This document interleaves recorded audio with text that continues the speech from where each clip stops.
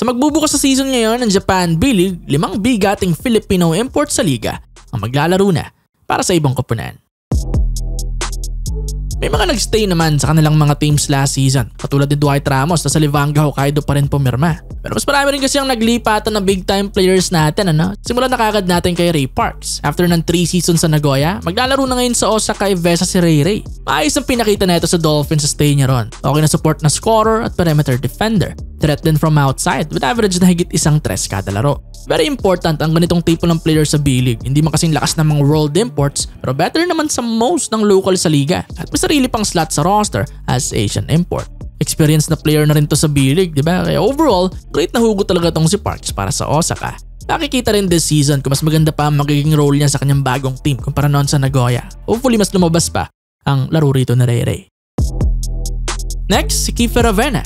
Napunta naman siya sa dating team ni Kai Soto sa Yokohama. After niya matulungan bumalik sa B1 ng Shiga Lakes, surprising na nag-rebuild ang team at nawala ang ilang key players. Isa na nga ron si Keith. Pero walang problema, di ba? Dahil may bago na rin naman siyang kupunan ngayon sa Yokohama B Corsairs. Although kasali sa in-announce nilang roster ang superstar na lang si Yuki Kawamura, wala pa rin kasiguraduhan kung babalik ba ito kagad. Kaya naman perfect na assurance sa kanila ang isa ring high IQ point guard na si Kiefer Ravena. Kahit paano hindi magiging ganong kasakit ang pagkawala ni Yuki. Ayos din ang mga numbers ni Keith Sa 3 seasons sa Shiga, maganda ang scoring at playmaking niya plus may 3-point shooting din. Kaya naman walang duda na ayos na pick up siya para sa Yokohama, diba? Expected mang mas mababa ang magiging production niya kaysa kay Yuki, still more than half pa rin ang mawawalang numbers nito ang mapupunan niya.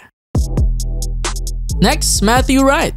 Ito naman matapos ang 2 season sa Kyoto, lilipat na siya ngayon sa Kawasaki Brave Thunders. Isa sa mga pinaka-okay paglaro ang team sa B-League. Hindi na rin naman sila talo kay Wright, Gamit na gamit to nun sa Kyoto with average na 27 minutes na playing time last season. Noong unang taon pa nga niya, nasa 30 minutes per game pa yon. Babad na babad para sa isang 40-minute game.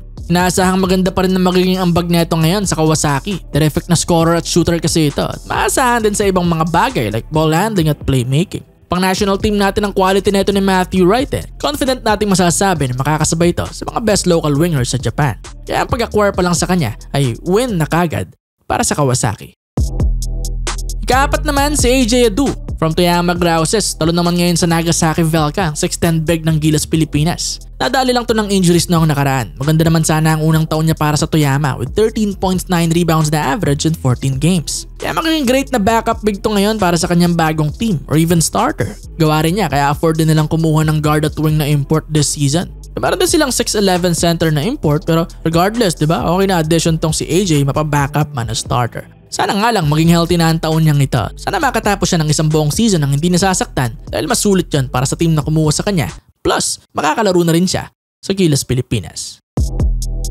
Panghuli, Kai Soto. Sa kanyang 3rd season, ikatlong team na rin to ni Kai sa B-League. Nakakuha siya ngayon ng kaaangat lang sa B1 na Koshigaya Alphas. Naghahanda talaga ang koponan na makipagsabayan sa top team sa B1. Bilang isa sa mga best Filipino imports ngayon at 7'3" big na may ganitong klaseng skill set, panalong-panalo ang Alphas sa kanya. Dito nga lang din sa game ng Gilas kontra Latvia, 18 points, 8 rebounds ang ginawa nito at nakatulong matalo ang isang powerhouse na European team. Sayang nga lang nasaktan sa tournament, di ba? Big din sana siya sa semifinals matchup natin kontra Brazil. Pero wala, di ba? Kasali naman yun sa basketball, bawi na lamang ngayon sa Japan.